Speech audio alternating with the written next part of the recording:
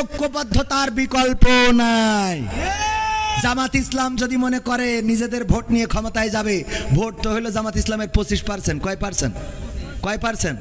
আওয়ামী লীগ বিএনপির 35 করি প্রায় 70%, আর আদার্স দলের আছে 5%। তাহলে জামাত ইসলামের যদি পাশ করতে হয়, তাহলে আওয়ামী লীগ বিএনপি অন্য দল থেকে আরও অন্তত 20% ভোট আসার দরকার আছে না নাই? তো এই ভোট যদি আসতে হয়, তাহলে অবশ্যই তাদের তো রাগ করি যদি সব বের করি দাদার দেশে পাঠিয়ে দিতে হবে। যে কটা পাঠাই দিয়ে 2-1টা পাঠায়নি, এমনি চলে গেছে। নিজেদের দেশ না থেকে চলে গেলি, কেউ যদি রাগ করে বাড়িতে চলে যায়, তা করবোটা কি? কথা কয় না, মনের অভিমানে চলে গেছে। আমরা কিন্তু আসলে এই দেখেন আছে না, সবাই মিলেমিশে থাকাটাই দরকার। তবে দেশে অন্যায় হচ্ছে, জুলুম হচ্ছে। ওই যে আমরা দেখেছি লঞ্চের মধ্যে বালুবাহী বা পণ্যবাহী সারবাহী লঞ্চে 7 জনকে হত্যা করা হয়েছে। এখন হত্যা যেন একদম মামুলি ব্যাপার হয়ে দাঁড়িয়ে। খানা এর চেয়ে মরাই ভালো, দেশ ছেড়ে যাওয়াই ভালো। এর চেয়ে মরাই ভালো, দেশ ছেড়ে যাওয়াই ভালো। কি হবে ধোকা দিয়ে বিবেকটাকে, কি হবে ধোকা দিয়ে বিবেকটাকে, কি হবে বেঁচে থেকে অযথা বিদ্যা শিখে যদি না গড়তে পারি শোষণবিহীন সমাজটাকে, কি হবে বেঁচে থেকে। কি হবে যুবক নামের বোঝা হয়ে এই ধরাতে, যেখানে মা বোনেরা ধর্ষিতা হয় দিনে রাতে। ঠিক না বেঠিক? কি হবে যুবক নামের বোঝা হয়ে এই ধরাতে, যেখানে মা বোনেরা ধর্ষিতা হয় দিনে রাতে। যৌবনের সার্থকতা ঘুচিবে সকল ব্যথা, যৌবনের সার্থকতা ঘুচিবে সকল ব্যথা। পারো যদি বলি দিতে মানুষরূপী পশুটাকে, পারো যদি বলি দিতে মানুষরূপী পশুটাকে, কি হবে বেঁচে থেকে অযথা বিদ্যা শিখে যদি না গড়তে পারি শোষণবিহীন সমাজটাকে, কি হবে বেঁচে থেকে। কি হবে লেখালেখি কলমবাজির ওই মহড়া, সমাজের আসল চিত্র যদি না যাই তুলে ধরা। কি হবে লেখালেখি কলমবাজির ওই মহড়া, সমাজের আসল চিত্র যদি না যাই তুলে ধরা। যদি ওই ঘুষের বলে কলমটা উল্টো চলে, যদি ওই হ্যালো কলে ক্যামেরা উল্টো বলে, তবে কি যাবে রোখা দুর্নীতিকে, তবে কি যাবে রোখা দুর্নীতিকে। কি হবে বেঁচে থেকে অযথা বিদ্যা শিখে যদি না গড়তে পারি শোষণবিহীন সমাজটাকে, কি হবে বেঁচে থেকে। কি হবে, কি হবে, কি হবে নামাজ রোজা ইমানদারির ভয় করে, কোরআনের কর্মীগুলো থাকে যদি কারাগারে। কি হবে নামাজ রোজা ইমানদারির ভয় করে, কোরআনের খাদেম যারা তারা যদি থাকে কারাগারে। মসজিদের কোণে বসে জিকির যত করো কষি, মসজিদের কোণে বসে তাসবিহ যত টানো ঠেসে, এভাবে যায় না পাওয়া আল্লাহকে। ঠিক না বেঠিক? এভাবে যায় না পাওয়া আল্লাহকে। কি হবে বেঁচে থেকে অযথা বিদ্যা শিখে যদি না গড়তে পারি শোষণবিহীন সমাজটাকে, কি হবে বেঁচে থেকে। কি হবে আলেম হয়ে ইমাম সেজে মসজিদেতে, পারো যদি সত্য কথা উচ্চ স্বরে না বলিতে। কি হবে আলেম হয়ে ইমাম সেজে সমাজেতে, পারো যদি সত্য কথা উচ্চ স্বরে না বলিতে। চাকরির ভয় করো যদি ছেড়ে দাও ইমামতি, চাকরির ভয় করো যদি ছেড়ে দাও ইমামতি। কি হবে ধোকা দিয়ে আল্লাহকে, কি হবে ধোকা দিয়ে আল্লাহকে। কি হবে বেঁচে থেকে অযথা বিদ্যা শিখে যদি না গড়তে পারি শোষণবিহীন সমাজটাকে, কি হবে বেঁচে থেকে। কি হবে নেতা হয়ে জনবলে ঘর ফুলিয়ে, দড়া টানা গরম দেখে যদি থাকো ঘরে শুয়ে। পালাবো না, পালাবো না, কিন্তু নেত্রী চলে গেলে আমাদেরও দেখা পাওয়া যাবে না। ঠিক না বেঠে? কি হবে নেতা হয়ে জনবলে ঘর ফুলিয়ে, রাজপথ গরম দেখে যদি থাকো ঘরে শুয়ে। এর চেয়ে সেজে গুজে ভিলেনের সঠিক পদে, এর চেয়ে সেজে গুজে ভিলেনের সঠিক পদে। দিয়ে দাও অভিনয়ে জীবনটাকে, দিয়ে দাও অভিনয়ে জীবনটাকে। কি হবে বেঁচে থেকে অযথা বিদ্যা শিখে যদি না গড়তে পারি শোষণবিহীন সমাজটাকে, কি হবে বেঁচে থেকে। কি হবে আকাশ ছোঁয়া বিলাসবহুল বাড়ি গাড়ি, না খেয়ে কত মানুষ পরপারে দিচ্ছে পাড়ি। কি হবে আকাশ ছোঁয়া বিলাসবহুল বাড়ি গাড়ি, না খেয়ে কত মানুষ পরপারে দিচ্ছে পাড়ি। আজরাইল আসবে যবে মাটিতেই পড়ে রবে, আজরাইল আসবে যবে মাটিতেই পড়ে রবে। কোনো কাজে লাগবে না ওই প্রাসাদটাকে, কোনো কাজে লাগবে না ওই প্রাসাদটাকে। কি হবে বেঁচে থেকে অযথা বিদ্যা শিখে, যদি না গড়তে পারি শোষণবিহীন সমাজটাকে। কি হবে বেঁচে থেকে, কি হবে, কি হবে পুরুষ হয়ে জন্ম নিয়ে বাংলাদেশে, যদি যাই ক্ষমতাটা ঘুরে ফিরে নারীর হাতে। কি হবে পুরুষ হয়ে জন্ম নিয়ে এই দেশেতে, যদি যাই ক্ষমতাটা ঘুরে ফিরে নারীর হাতে। কি বা জবাব দেবে, কিভাবে মুখ দেখাবে, কি বা জবাব দেবে, কিভাবে মুখ দেখাবে আমাদের আগামী সেই প্রজন্মকে, তোমাদের আগামী সেই প্রজন্মকে। কি হবে বেঁচে থেকে অযথা বিদ্যা শিখে, যদি না গড়তে পারি শোষণবিহীন সমাজটাকে। কি হবে বেঁচে থেকে, ঠিক না বেঠে? কথাগুলো আমার লেখা নয়, মরহুম আইনুদ্দিন আল্লাহ জাদ রাহিমাহুল্লাহ আমার উস্তাদ, কলরবের প্রতিষ্ঠাতা, তার লেখা। তিনি চলে গিয়েছেন পৃথিবী ছেড়ে আজ 14 বছর হয়ে গেল। 2010 সালে কোনো এক মাহফিল থেকে ফেরার পথে অ্যাক্সিডেন্ট অথবা পরিকল্পিতভাবে যেভাবেই হোক পৃথিবী থেকে বিদায় নিয়েছিলেন। তার মানে 2010-এ বিদায় নিয়েছেন, গানটা তারও আগে লেখা, ঠিক না বে ঠিক? আগে মানে কি, এটা 2000 সালের দিকে লেখা, 2000 সাল কিংবা 1999 সাল, সেই সময়ের গান এখনো গাইলে মনে হয় গতকালকে লিখেছে, ঠিক না বে ঠিক? কারণ এখনো সমাজের পরিবর্তন হয় নাই, এখনো শোষণ মুক্ত সমাজ আসে নাই।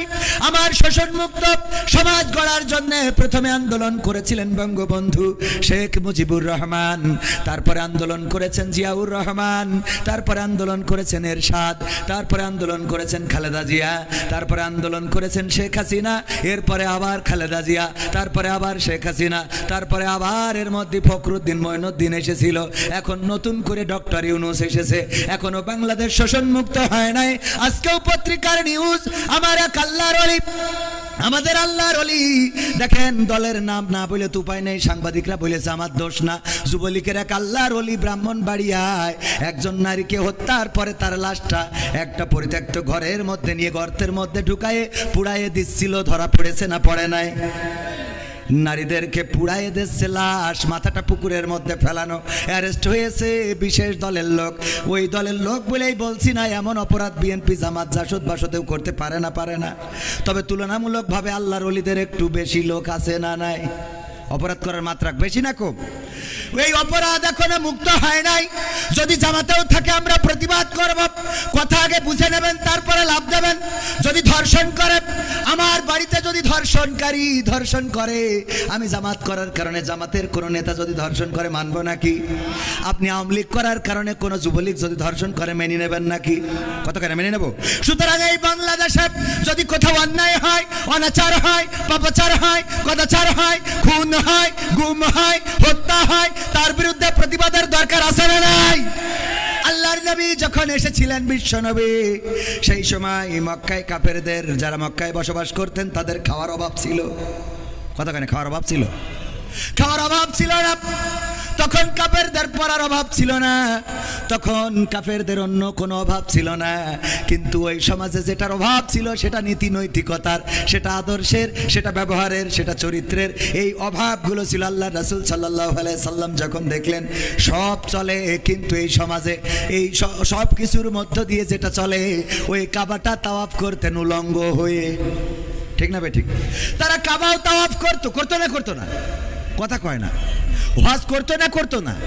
এ ভাই আপনারা জানেন না হজ করতো কিনা? আপনারা মনে হয় এই আজকে প্রথম হজ শুনতেছেন। আল্লাহ রাসূল হজের সময় যখন তাবুক গেড়ে দিয়ে কোরআন পড়ছেন, আবু জাহেল, আবু লাহাব, উতবা, সাইবা, তারা তাবুতে যায় আর বলে যে দেখো ওই তাবুটার কাছে যাবা না, ওই তাবুতে কিন্তু বিশেষ দলের লোক রয়েছে, ওদের আমরা বাংলাদেশে রাখতে চাই না, পাকিস্তানে পাঠাইতে চাই, ওই তাবুর কাছে তোমরা যাবা না, ওর কথা শুনবা না, ও কিন্তু পাগল বলেছে না বলে নাই? আল্লাহ রাসূল যখন যখন দাওয়াত প্রকাশ্যে দিতে পারে না, তখনও তার মানে বোঝা গেল তখন হজ চলতো।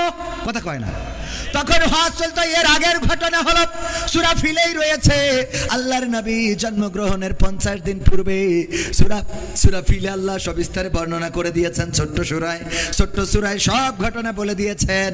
আল্লাহর রাসূল তখনও জন্মগ্রহণ করেন নাই।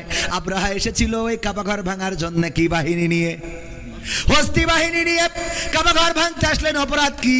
কারণ অপরাধটা হলো একটা গির্জা বানিয়েছিল আব্রাহা, সম্রাট আব্রাহা, বাদশা আব্রাহা। গির্জা বানানোর পরে বলল তোমরা এখানে তাওয়াফ করবা, ওইদিকে যাওয়ার দরকার নাই, ওই কাবায় তাওয়াফ করবা না। ওই কাবাবাসী তাওয়াফ তো করলই না, বরং কাবার প্রেমে তারা এত পাগল ছিল, আল্লাহর প্রেমে এত পাগল ছিল যে তারা ওই কাবার মালিককে তো ছাড়ে নাই, বরং বাদশা ওই যে কি আব্রাহা ও যে গির্জাটা বানিয়েছিল সেই গির্জায় ঢুকে পায়খানা করলো। আব্রাহার মিজাজ গেল খারাপ হয়ে, যে মানলি না হাগলি কেন, এই ডাকো। কথা কি বোঝা গেছে? মানিসনি ভালো কথা, এখানে পায়খানা করে গেলি কেন? এই অপরাধ, এই রাগ, এই ক্ষোভ থেকে হস্তি বাহিনী নিয়ে আসলো কাবা ঘর ভাঙার জন্য। তার মানে রাসূল জন্মের পূর্বেও ওই কাবা তাওয়াফ করতো না? কাবাকে ভালোবাসার মানুষ ছিল না? কথা কয় না, ছিল না? ছিল মানে কি? রাসূলের দাদা, রাসূলের চাচা, রাসূলের আব্বার নামও আব্দুল্লাহ মানে গোলামটা কার? আল্লাহর গোলাম। সেই আল্লাহর গোলাম নামও রাখা হয়েছিল, সব ছিল, কিন্তু ওই সমাজে শান্তি ছিল না, ওই সমাজে নীতি নৈতিকতা ছিল না। সকালবেলায় বিবাহ করে বিকালবেলায় তালাক দিত, ইচ্ছা মতো 5 জন 7 জন 10 জন বিয়ে করত, বউ যাকে মন চায় তাকেই বিয়ে করত। এমনকি নিজের বোনকেও বিয়ে করতে তারা কার্পণ্য বোধ করতো না। তুচ্ছ কারণে মারামারি করত, কাটাকাটি করত, তুচ্ছ কারণে তারা অন্যায় লিপ্ত হয়ে যেত, একজন আর একজনের সাথে অবাধে মেলামেশা করত। এই জাতীয় অপরাধগুলোর কারণে আল্লাহর রাসূল সাল্লাল্লাহু আলাইহি সাল্লামকে আল্লাহ পাঠালেন ওই কাবা তাওয়াফ করার জন্য। যদি পাঠাতেন তাইলে ওই সময়ও কাবা তাওয়াফ করার লোক ছিল না? ছিল মানে কি? কাবার প্রেমে এত পাগল যে গির্জায় যে হেগে আইলো। তাহলে আল্লাহ কাবা তাওয়াফের জন্য রাসূলকে পাঠায় নাই। কথা কি বোঝা গেছে? আপনি হজে যাবেন, আলহাজ হাজী সাহেব সালমান এফ রহমানও হজ করেছে গত রমজানে। পীর সাহেব আমার ফেসবুক স্ট্যাটাস দিয়েছে, কাবার ইমাম যেখানে দাঁড়ায় আমি তোর বরাবর একদম টানটাইনে সোজা এই পাশে দাঁড়াইছি। আল্লাহর ওলি দাঁড়াইলো কাবা ঘরে, যে এত বড় পরহেজগার ইমামের সামনে ইমাম বরাবর দাঁড়াইলো। আবার যে বিপদে পড়েছে আগে দাড়ি ঝেড়িয়েছে, ঠিক না বেটে? আগে ঝেড়িয়েছে দাড়ি। এবার যদি বলেন এটা রাজনীতির কথা, না, কোন রাজনীতির কথা নয়। আমার কোন জামাতের নেতা ডাক্তার শফিকুর রহমান, আমার ডাক্তার শফিকুর রহমান তো আমিরে জামাত, কিন্তু উনি হলেন আমাদের আর এক শফিকুর রহমান, আমাদের সেক্রেটারি সাহেব। উনি যদি গতকালকে দাড়ি কামায়, বলেন দেখি জামাত করার কারণে আপনাদের নতুন হাট জামে মসজিদে খুতবা দিবেন কি? খুতবা দিতে দিবেন কে হাত উঁচু করেন? একজনও দেবেন মানে কাটি খুলি, দাড়ি যখন কাটিছি আরো কিছু কাটবো, ঠিক না বে? ঠিক। তার মানে আমরা কিন্তু নেতা হিসাবে, দল হিসাবে বললাম না, আমরা কি হিসাবে বললাম? আল্লাহ রাসূলের সুন্নাতের এমন অবমর্যাদা মানা যায় না? মানা যায় না। ওগো আমার ভাইয়েরা, আমরা কথা বলার সময় কথা অনেকেই শোনে না, আগের থেকে লাভ দিয়ে ওঠে। ওই যে আগের দিন বোঝানোর চেষ্টা করেছিলাম, দত্তপাড়ায় স্যার বলল কবিতা লিখে নিয়ে আসবা, কবিতা দেখবো কে ফার্স্ট হয়। কবিতা লিখে এনেছে ছাত্র, বলছে ঠিক আছে তুমি পড়ে শোনাও। বলছে চোখের জল উঠিয়াছে কপালে, বলছে তুই একেবারে জিরো, তো স্কুল থেকে বের করে দেওয়ার দরকার। কেন? এই চোখের জল কোনোদিন কপালে ওঠে? তোর লেখাপড়া হইলো এটা? এ কোন ধরনের কবিতা লিখেছিস? স্যার চোখের জল কি কপালে যায় না? বলছে না। কিভাবে যায়? চোখের জল কিভাবে যায়? তোর কবিতা হয়নি বাদ। বলছে বললাম তো এক লাইন, এর এই শুনেই ফাল পড়া শুরু করেছেন। পরের লাইনটা শোনেন কি বলতেছে, পা দুটো বাঁধা ছিল কদমের ডালে। পা যদি উল্টো করে বাঁধা থাকে তাহলে চোখের জল তো কপালেই আসে, ঠিক না বেঠে?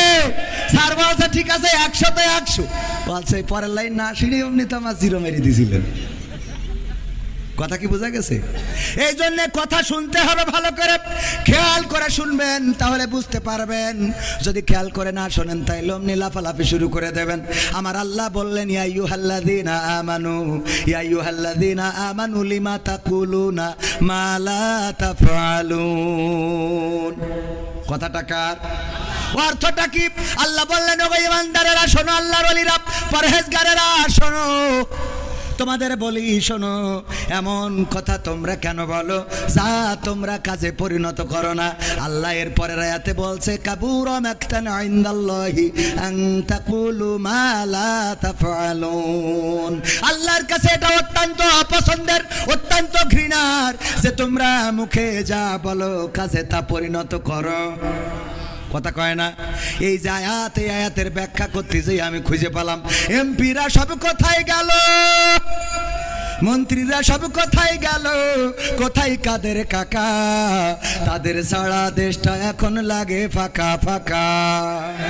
পালাবো না, পালাবো না, প্রয়োজন হলে ফখরুলের বাসায় গিয়ে উঠবো। ঠাকুরগাঁওয়ে বাসা আছে না, জায়গা দেবে? দেখেন এইবার আপনারা বোঝেন কেন বললাম এই কথা। পালাবে না, পালাবে না, যাই না তবু দেখা, তাদের সারা দেশটা এখন লাগে ফাঁকা ফাঁকা। ওগো আমার ভাইয়েরা, আল্লাহ বলছে, ইয়া আইয়ুহাল্লাযীনা আমানু লিমা তাকুলুনা মা লা তাফআলুন। ওগো ঈমানদাররা, আল্লাহর ওলিরা, পীর সাহেবরা শোনো, এমন কোন কথা বলো না যা তোমরা কাজে পরিণত করো না। কাবুরা মাকতান ইনদাল্লাহি আন তাকুলু মা লা তাফআলুন। আল্লাহর কাছে এটা অত্যন্ত অপছন্দের, অতিশয় অপছন্দের, ঘৃণার, ক্রোধের যে তোমরা যা বলো তা কাজে পরিণত করো না। দেখেন আমাদের নেতা বলল পালাবো না, এই কথা অপছন্দের কার? পালাইছে না পালাই নাই? তাইলে কোরআনের সাথে, কোরআনের কথার সাথে মিল আছে না নাই? এটা আল্লাহর অত্যন্ত অপছন্দের। এখন যদি বলেন হুজুর এই কথা বলা যাবে না, তাইলে কোরআন বলেছে আমি বলবো না কেন?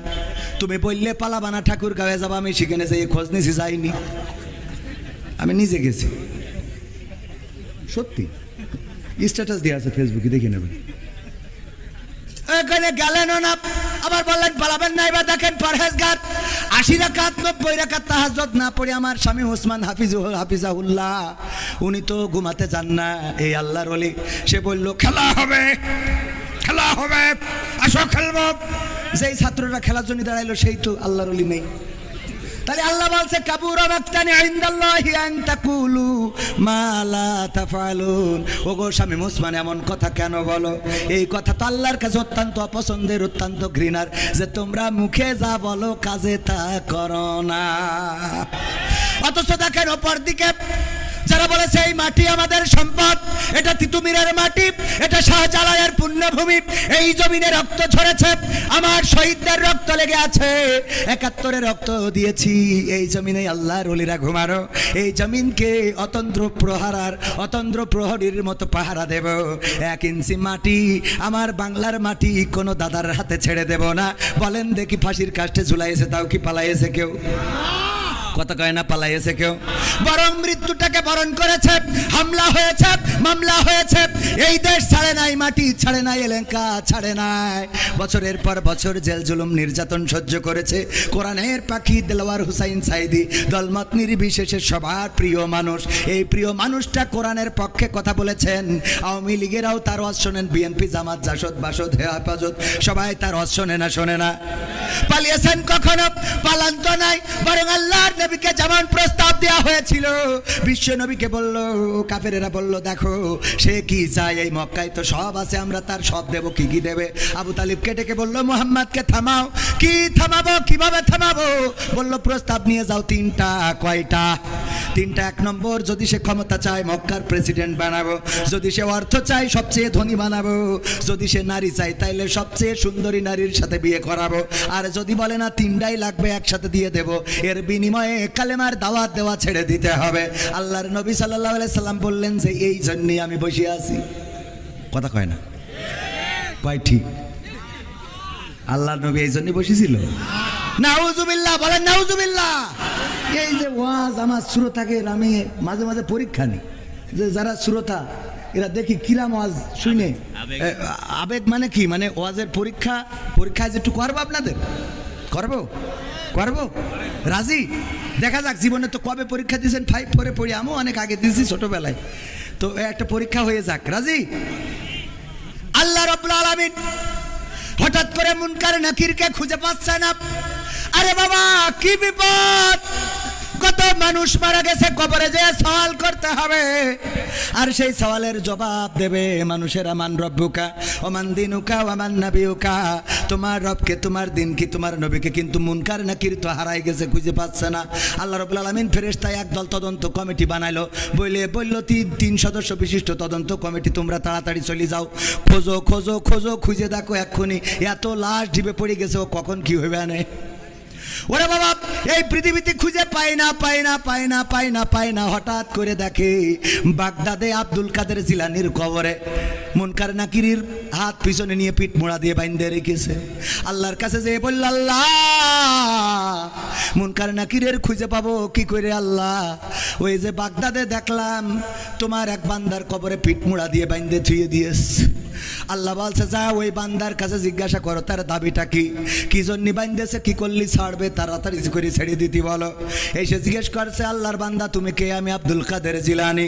কেন বেঁধে রেখেছ? এই দুইজন, আমাদের দুইজন মুনকার নাকির ফেরেশতা, সারা দুনিয়ায় কত লাশ দেড়ি পড়ে গেছে, কখন প্রশ্ন করবে? আল্লাহ বলল ছেড়ে দিতে। কয় না, ছাড়া হবে না। অপরাধ কি তাদের? অপরাধ হলো আমার কবরে ঢুকেছে কিন্তু সালাম দিয়ে প্রবেশ করে নাই, এই জন্যে বেঁধে রেখেছি। এখন কি করতে হবে? আল্লাহর কাছে যেয়ে বলো এই অপরাধে বেঁধে রেখেছি। আল্লাহর কাছে যেয়ে ফেরেশতারা বলেছে, আল্লাহ আব্দুল কাদের জিলানী সালাম দেয় না, এই অপরাধে তাদের হাত পিছনে দিয়ে হাত করা, ওই যে হাত মুড়া দিয়ে একেবারে কায়দা করে বেঁধে রেখেছে, ছাড়বে না। বলছে যাও যে প্রস্তাব দাও যে আর কি করলে ছাড়বে, সে কি চায়, তার দাবি কি, দাবি মেনে নেওয়া হবে। তখন আব্দুল কাদের জিলানির কাছে এসে ফেরেশতারা বলতেছে, ও আব্দুল কাদের জিলানী, আল্লাহ পাঠিয়েছে, কোন দাবি আছে আপনার, সেই দাবি আল্লাহ পূরণ করে দেবে। তখন আব্দুল কাদের জিলানী বলতেছে, দেখো আল্লাহরে যেয়ে বলো, আল্লাহ জানো এই বাগদাদে যত কবরবাসী আছে সব কবরবাসীগুলোকে আল্লাহ চিরজীবনের মতো কবরের আযাব মাফ করে দেয়। এই কথা যখন ফেরেশতারা যেয়ে বলেছে, ওগো আল্লাহ, আব্দুল কাদের জিলানী গোটা বাগদাদে যত কবরবাসী আছে সব কবরকে ক্ষমা করে দিতে বলেছে, আর কোনো কবরে আযাব দেয়া যাবে না। তখন আল্লাহ রাব্বুল আলামিন আব্দুল কাদের জিলানীকে ডাক দিয়ে বললেন, ওগো আব্দুল কাদের জিলানী শোনো, তুমি আজকে আমারে যে বিপদে ফেলেছো আব্দুল কাদের জিলানী, আজকে তুমি আমারে ছোট্ট একটা শাস্তি দিয়েছো, একদম নরমালে ছেড়ে দিয়েছো। অথচ তুমি যদি বাগদাদ না বলে, তুমি যদি বলতে মাশরিক থেকে মাগরিব পর্যন্ত যত মানুষ এই পৃথিবীতে চিরজনমের মতো বিদায় নিয়েছে আর কিয়ামত পর্যন্ত যারা বিদায় নিয়ে চলে যাবে তাদের ক্ষমা করে দাও, আমি আল্লাহ বাধ্য হয়ে গেছিলাম ক্ষমা করার জন্যে, তবে তুমি শুধু বাগদাদের মানুষের ক্ষমা চেয়েছো, আমি আল্লাহ ক্ষমা করে দিলাম। বলেন সুবহানাল্লাহ। সুবহানাল্লাহ বলেছেন কয়জন? হাত তোলেন। নারায়ে তাকবীর। বলেননি কয়জন? নারায়ে তাকবীর। এবার আপনারা বলেন কারা ফেল কারা পাস? এই ফেরেশতার বান্দার মতো শক্তি, হ্যাঁ? পরীক্ষা বইলে কয়ে নিলাম তাও ফেল, হ্যাঁ? আল্লাহরে বিপদে ফেলার মতো শক্তি কারো আছে? নাউজুবিল্লাহ বলবেন না? বলেন নাউজুবিল্লাহ। মানে সুর দিয়ে বললে ওরে বাবা সুবহানাল্লাহ পড়ার জন্য মনটা আকুপাকু করে, ঠিক না ভাই? ঠিক। ও আল্লাহ হুজুর কত সুন্দর করে রে, এই ওয়াজ শুনে সুবহানাল্লাহ পড়লেন। ভাইরা আমার, আকলটারে কাজে লাগাতে হবে, বিবেকটারে কাজে লাগাতে হবে। আল্লাহর নবীর স্ত্রী বিবি খাদিজা রাদিয়াল্লাহু তাআলা আনহা ইন্তেকালের সময় বললেন, ওগো নবী গো, আপনার কাছে তিনটা আবদার রাখবেন কিনা বলেন। আল্লাহর নবী ডানে তাকায়, বামে তাকায়, আকাশের দিকে তাকায়। যখন আল্লাহর নবী সিগন্যাল পাইলেন যে ঠিক আছে, খাদিজা যে অনুরোধ করে অনুরোধটা রাখার জন্য জবানটা দাও। আল্লাহর নবী বললেন, ওগো খাদিজা বলো দেখি তোমার কি চাওয়া? বিবি খাদিজা রাদিয়াল্লাহু তাআলা আনহা বললেন, ওগো নবী গো, আমার চাওয়া হলো আমার মৃত্যুর পরে আপনি আমার কাফনের কাপড় আপনার জামা দিয়ে, আপনার কাপড় দিয়ে জড়িয়ে দিবেন। 2 নম্বর দাবি হলো ওগো নবী, আপনার আলগা গা দিয়ে আমার ওই কবরে একটু গড়াগড়ি দিবেন। 3 নম্বর দাবি হলো নবী গো, আমার বড্ড ভয় হয় মুনকার নাকির যখন এসে প্রশ্ন করবে, মান রব্বুকা ওয়া মান দীনুকা ওয়া মান নাবিয়ুকা, তোমার রবকে, তোমার দিন কি, তোমার নবীকে ছিল, আমি জানি না ওই কবরে প্রশ্নের উত্তর ঠিক মতো দিতে পারবো কি। কিনা, আমি ভয় পেয়ে হয়তো প্রশ্নের উত্তর ভুলে যেতে পারি। ওগো আল্লাহর নবী, আপনার কাছে দাবি হলো আপনি আমার কবরের কাছে দাঁড়াবেন, আর যখন মুনকার নাকির সওয়াল করার জন্য আসবে আপনি আমার পক্ষ থেকে জবাবটা দিয়ে দিবেন, এইটাই আপনার কাছে আবদার। আল্লাহর নবী বললেন, কেন এমন আবদার করলে ওগো খাদিজা? খাদিজা রাদিয়াল্লাহু তাআলা আনহা বললেন, ওগো নবী গো, আমার আবদারটা এই জন্যে, আমি বড্ড ভয় পাই কবরের আযাবের, না জানি কবর আমার সাথে কিরূপ আচরণ করে। আপনার গায়ের জামা যদি আমার কাফনের কাপড় হয়, তাইলে আমি বিশ্বাস করি হয়তো কবর আমার সাথে বেয়াদবি করবে না। যদি আপনি আমার কবরে একটু গড়াগড়ি দেন, বিশ্ব নবীর দেহ মোবারক ওই কবরের মধ্যে পড়েছিল, ওই কবর হয়তো বেয়াদবি করবে না। আর আপনি যদি মুনকার নাকিরের প্রশ্নের জবাবটা দিয়ে দেন ওগো নবী, তাইলে আমার আর কোনো ভয় থাকলো না। আপনি বলেছেন কবরটা হলো প্রথম গেট, এই গেটে যে পার পেয়ে যায় সে বাকি গেটগুলোই পার পেয়ে যাবে, কিন্তু এই গেটে যদি কেউ আটকা পড়ে যায় তার বিপদের শেষ নাই। ওগো নবী, আমি ওই গেটটাকে ভয় পাই, ওই গেটটাকে ভয় পাই। ওসমান রাদিয়াল্লাহু তাআলা আনহু যখন জান্নাতুল বাকিতে যেতেন, কবরের কাছে দাঁড়াতেন আর চোখের পানি ছেড়ে দিতেন। আল্লাহর নবীর সাহাবীরা প্রশ্ন করলেন, ওগো ওসমান, কোন জায়গায় তোমার এত চোখের পানি ছাড়তে দেখি না, অথচ যখন জান্নাতুল বাকিতে কবরের কাছে আসো তখন তোমার চোখ থেকে পানিগুলো ঝরতে থাকে, দাড়ি ভিজে ভিজে টপ টপ করে পড়তে থাকে, কারণটা কি? ওসমান রাদিয়াল্লাহু তাআলা আনহু বললেন, তোমরা কি বিশ্ব নবীর মুখে শোনো না, এই কবর হলো প্রথম গেট, এই গেট থেকে যে পার পাবে সে সব জায়গায় পার পাবে, আর এই গেটে যদি কেউ আটকা পড়ে যায় তাইলে তার পার পাওয়ার স্বপ্নটা চূর্ণ বিচূর্ণ হয়ে যাবে। এই জন্য কবরের কাছে যখন আসি তখন নিজের চিন্তা হয়, আহারে এই কবরে আমি পার পাবো নাকি পাবো না। ওগো আমার ভাইয়েরা, আল্লাহর নবীর সাহাবী ওসমান গনি, আল্লাহর নবীর জামাতা, দুই মেয়েকে জিন্নুরাইন, দুই মেয়েকে পেয়েছেন। দুই মেয়ের আল্লাহ রাব্বুল আলামিনের দুই মেয়েকে বিবাহ করার সুযোগ পেয়েছিলেন ওসমান রাদিয়াল্লাহু তাআলা আনহু। সেই সাহাবীও কান্নাকাটি করে খাদিজা রাদিয়াল্লাহু তাআলা আনহা এমন একজন ব্যক্তি। একদিন আল্লাহর নবী এবং জিবরাইল আলাইহিস সালাম বসে আছেন, হঠাৎ করে জিবরিল বললেন, ওগো নবী, আমার যাওয়ার সময় হয়ে গেছে, কেন চলে যাবেন? আমি দেখতে পাচ্ছি বিবি খাদিজা আপনার জন্য খাবার নিয়ে আসছে, ওগো নবী আমি এখন চলে যাব। তবে যাওয়ার আগে বলে দিতে চাই, ওগো নবী, বিবি খাদিজা আসার পরে দুইটা সুসংবাদ দেবেন। একটা হলো বলবেন, আমি জিবরাইল আলাইহিস সালাম, আমি বিবি খাদিজাকে সালাম জানিয়েছি এবং আল্লাহ রাব্বুল আলামিন স্বয়ং বিবি খাদিজাকে সালাম বলেছেন। বলেন সুবহানাল্লাহ। আল্লাহর নবীর কাছে যখন বিবি খাদিজা আসলেন, আল্লাহর নবী বললেন, ওগো খাদিজা, তোমার জন্য আজকে দুইটা সুসংবাদ। একটা হলো ফেরেশতা জিবরাইল তোমাকে সালাম বলেছে, আর একটা হলো স্বয়ং আল্লাহ রাব্বুল আলামিন তোমাকে সালাম দিয়েছেন।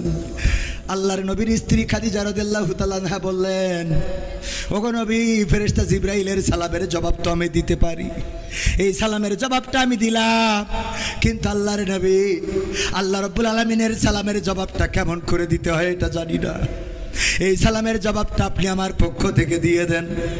এমন একজন রমণী, সে মৃত্যুর সময় চিন্তা করছে, আহারে যদি মারা যায় কবর আমার সাথে কেমন আচরণ করবে।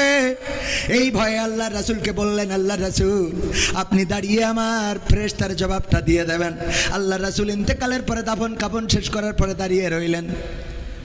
সবাই চলে গেল, আল্লাহ রাসূল দাঁড়ানো, কারে সাহস নেই ডাকার।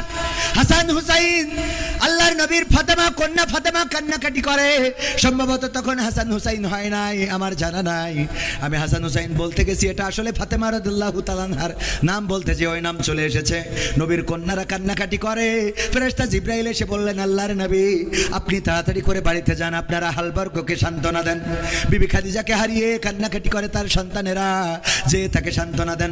আল্লাহ নবী বললেন, ওগো জিবরাইল, তুমি তো এসেছো, এখনো তো মুনকার নাকির আসে নাই। আমার পরে ওসিয়াত, খাদিজা বলেছে মুনকার নাকির আসলে আমি যেন তার প্রশ্নের জবাব দিয়ে দিই, এখনো পর্যন্ত আসলো না, আমি দাঁড়িয়ে আছি। ফেরেশতা জিবরাইল বললেন, ওগো নবী, আপনি বাড়িতে যান। যে খাদিজা কবরের মুনকার নাকিরের প্রশ্নের জবাবের এত ভয় পেয়েছে, আল্লাহ রাব্বুল আলামিন আর আজিম থেকে ওই খাদিজার হয়ে সকল প্রশ্নের জবাবটা করে দিয়েছেন। বলেন সুবহানাল্লাহ। আল্লাহর নবীর এমন সাহাবীরা কবরকে ভয় পেত। আর আব্দুল কাদের জিলানী রাহিমাহুল্লাহ, তিনি একজন আল্লাহর ওলি, এটা ঠিক আছে, কিন্তু তার কবরে সালাম দেয় নাই বলে হাত মুড়া দিয়ে বেঁধে রেখেছে। কেন দাফন কাফন করার সময় কি দড়ি দিছিল সাথে? এইটুকু তো চিন্তা করা লাগে, কথা কয় না। যাই হোক, ফেল করাতে কোনো অসুবিধা নেই। আমাদের দোষটা কি, সুর দিয়ে আমিও ফেল করেছিলাম। এই যেদিন আমার অ্যাডভোকেট এনামুল হক মুহতারাম চাচা যান, উনি আমার মাদ্রাসায় পাল্লা মোকামতলায়, তখন আমরা ছোট, উনি বললেন আমি একটা পরীক্ষা নেব। তো উনি একটা পরীক্ষা নিয়েছিলেন, অবশ্য ওয়াজটা করেছিলেন অন্য ভিন্ন আর একটা ঘটনা বলেছিলেন। সেই ঘটনায় যে দম করে জীবন দিয়ে দিল, দম করলো, একজন কান্নাকাটি করতেছে লাশ নিয়ে, যে আমার সন্তান মারা গেছে, স্বামী মারা গেছে। এই একটা পুতা ছেলে, আমাদের যশোরের ভাষায়, অন্য দেশের ভাষায় নাতি বলে, যে আমার নাতিটা বেঁচে ছিল, তাও আল্লাহ নিয়ে গেল। তখন পীর সাহেব একটু দম করলেন, তারপরে ফু দিলেন, তো দাঁড়িয়ে গেল। বলেন সুবহানাল্লাহ। হ্যাঁ, তাও সুবহানাল্লাহ বলেছি। আমরা ওই দিন সুবহানাল্লাহ বলেছিলাম, এর জন্য ফেল করেছিলাম। আমরা ওয়াজ শুনবো, কিন্তু বুঝে শুনে হাত উঁচু করবো, মনে থাকবে? সুবহানাল্লাহ আলহামদুলিল্লাহ কোন জায়গায় বলতে হয়, এগুলো যদি না বুঝি, ওই যে উদাহরণ দিতে যে মাঝে মাঝে প্রায়ই বলি এখন, যে টাকা কালেকশন করতেছে, দত্তপাড়ায় বলেছিলাম যে 50,000 টাকা দেওয়ার মতো কেউ কি আছেন? কেউ কথা বলে না। হুজুর সুদ দিয়ে বলার একজন তো জিম আছে। হুজুর বলছে 50,000 টাকা দেওয়ার মতো কোন আল্লাহর ওলি আছেন নাকি? আমি দোয়া করে দেব। বলেন হাত উঁচু করেন। কেউ হাত উঁচু করে না, দোয়া করব বাপ দাদা দাদা দাদি নানা নানি 14 গোষ্ঠী যেন জান্নাতে থাকে। কেউ হাত তোলে না, তোলে না, তোলে না। এবার হুজুরির হয়ে গেছে রাগ, সুর দিয়ে বাদ দিয়ে এবার চিল্লাইনো শুরু করে দিয়েছে। 50,000 টাকা দেওয়ার মতো এই ধোপা খোলায় একজনও নাই, হাত উঁচু করেন। মানে ঘুমেতে উঠে হাত উঁচু করেন শুনে, ধমক শুনে হাত উঁচু করে বসে আছে। বলছে নাম কি? ওবায়দুল কাদের। আল্লাহ ওবায়দুল কাদের 50,000 টাকা করলো দান, তুমি বাড়িয়ে দাও, সম্মান নিয়ে খায়াত দাও। পিতামাতা দাদা দাদি নানা নানি 14 গোষ্ঠী যারা কবরে আছে ক্ষমা করে জান্নাত দিয়ে দাও। ও তো বলছে আল্লাহ কাল বিড়ি না খালি তো হাগাও হবে না, অথচ সেইটা কিনার টাকাও নেই। 50,000 টাকা দোয়া আমি কনে রাখবো? 50,000 টাকা দোয়া করে দিলে মার খাওয়ার ভয়তে কিছু বলে নাই। পরের দিন জুম্মার দিন আমার খতিব ডাক্তার, আমার খতিব জনাব মাওলানা শফিকুর রহমান স্যার, ওনার কাছে যে বলছে হুজুর গো বিপদে তো পড়েছি, একটু ফতোয়া দিতে হবে। কি ফতোয়া? ওই যে মাহফিল হচ্ছিল ধূপ খোলায় না ধূপা খোলায়, আমি ওখানে ধূপা খোলায় ওখানে 50,000 টাকার জন্য হুজুর কালেকশন করছিল। আমি হঠাৎ করে ঘুমায় পড়িলাম, খেয়াল করিনি। হুজুর যখন বলেছে হাত উঁচু করেন, আমি উঠে পরে হাত উঁচু করেছি, কিন্তু তার আগে বলেছে 50,000 টাকা কিনা দেবেন, হাত উঁচু করেন। আগের লাইন ঘুমের মধ্যে চলে গেছে, সেই উঠে দেখি হাত উঁচু করার শব্দ। হাত উঁচু করেছি, হুজুর দোয়া করে দেশ 50,000 টাকার। এখন আমার তো বিড়ি কেনার টাকাও নেই, হুজুর এখন আমি করবোটা কি? বলছে অসুবিধে নেই, টাকা না থাকলে দেবেন, কিন্তু ওটা তো ভুলক্রমে হয়ে গেছে। কয় সেটা তো আমিও জানি, ও হাদিস আমার পড়া আছে, কিন্তু আমার ভয় হইলো। হুজুর দোয়া করেছে আল্লাহ ওর মা বাপ দাদা দাদি নানা নানি 14 গোষ্ঠী যারা কবরে আছে আল্লাহ জান্নাত দাও। এখন টাকা যদি না দিতে পারি তাহলে ওদের কি আবার ফিরোইনে জাহান্নামে রাখবে? ওদের কি আবার ফিরোইনে জাহান্নামে রাখবে কিনা? হাত উঁচু বুঝে শুনে করার দরকার আছে না নাই? কোরআনের আলোচনায় ফিরে আসি। মনে কি আছে? আল্লাহ বললেন কাবুরা মাকতান ইনদাল্লাহি আন তাকুলু মা লা তাফআলুন। আলোচনার বিষয় এটা কোনো রাজনীতির কথা না। এই আয়াতের পরিপ্রেক্ষিতে আমার কথা হলো পালাবো না, পালাবো না, পালাবে না, পালাবে না, যাই না তবু দেখা, তাদের ছাড়া দেশটা এখন লাগে ফাঁকা ফাঁকা।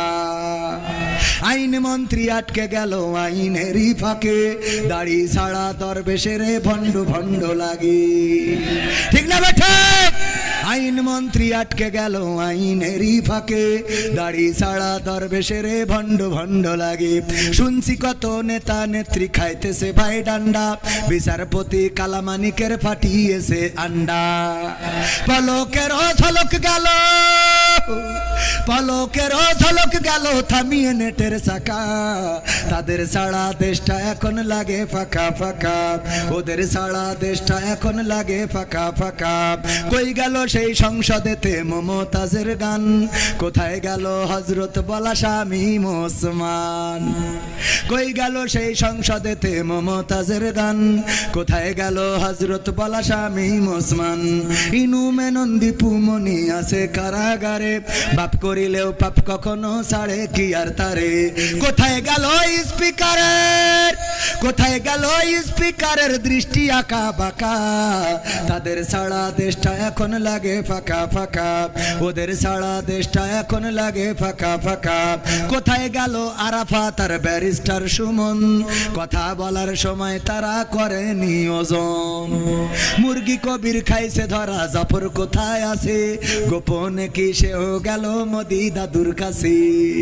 কোথায় গেল এ সালামের, কোথায় গেল এ সালামের কাড়ি কাড়ি টাকা, তাদের সারা দেশটা এখন লাগে ফাঁকা ফাঁকা। ঠিক না বেঠে? ফাঁকা ফাঁকা লাগে। যারা এই কথাই রাজনীতি খুঁজে পান, একটাও রাজনীতির কথা না, এটা দুঃখের কথা, আক্ষেপের কথা, কষ্টের কথা। আমার মমতাজ সংসদে গান গাইলো, দেখেন এই মমতাজের জন্য কত ত্যাগী নেতা, তারাও মার্কা পায় নাই। সাকিব আল হাসান ক্রিকেট খেলে, হঠাৎ করে ও নৌকা পাবে কেন আমার বুঝাই দেন।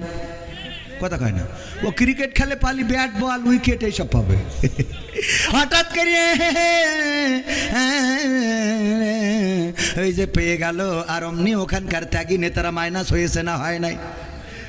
কথা কয় না, হয়েছে না হয় নাই? আমার ত্যাগের পক্ষে যারা মাইনাস হয়েছে, আপনারা তাহলে সারা জীবন দল করে করলেন কি? হঠাৎ সাকিব আল হাসান ক্রিকেট খেলতে খেলতে এসে যদিও মার্কা নিয়ে নাই, তাহলে তোরা রাজপথে থেকে লাভ ডাকি। কথা কয় না। এই মমতাজ গান গাইয়ে বেড়ায়, সেই মমতাজ কি করে পেয়ে গেল? কারণ ওই সংসদে বসে তেল মার্দন করলো, নেত্রীর নামে গান গাইলো, নেতার নামে গান গাইলো। আর যখন নেত্রী চলে গেল, আমার মমতাজ আপা একটা গানও গাইলো না। আমি বললাম তুই তো মনির খানের থেকে খারাপ। মনির খান যখন ওর নায়িকা চলে গেছে, অঞ্জনা অঞ্জনা, তুমি থাকলে না ভাত খেলে না, কনে খাইলে তুমি ঘুমাইলে না, অঞ্জনা আছে না নাই? সব গানে অঞ্জনা। ও জানতো যে বিয়ে করার পরে আমার স্ত্রী আমারে ছাড়বে না, বলবে এত ভালো ও বাসতে রে, ক্যাসেটে ক্যাসেটে অঞ্জনা রে। ঠিক না বে ঠিক? তারপরেও সাহস নিয়ে গিয়েছে, কত বড় সাহস চিন্তা করতে হবে। আর এখনকার সময় এখনো অঞ্জনার নাম ধরে গায়, আগের সময় তো তাও সাহস করতো, ভালো কথা। কিন্তু এখনকার সময় মোট সাহস করা যাবে না, কারণ আমার মা বোনেরা এখন ডাইরেক্ট, আগে তো তাও একটু কুপাকুপি পিটোপিটি হয়তো শুনতাম স্বামীর মারে, আর এখন ডাইরেক্ট মেশিন কেটে নিয়ে হাওয়া হয়ে যাচ্ছে। ঠিক না বে ঠিক? আপনি এটা শুনেন না উস্তাদ মানুষ।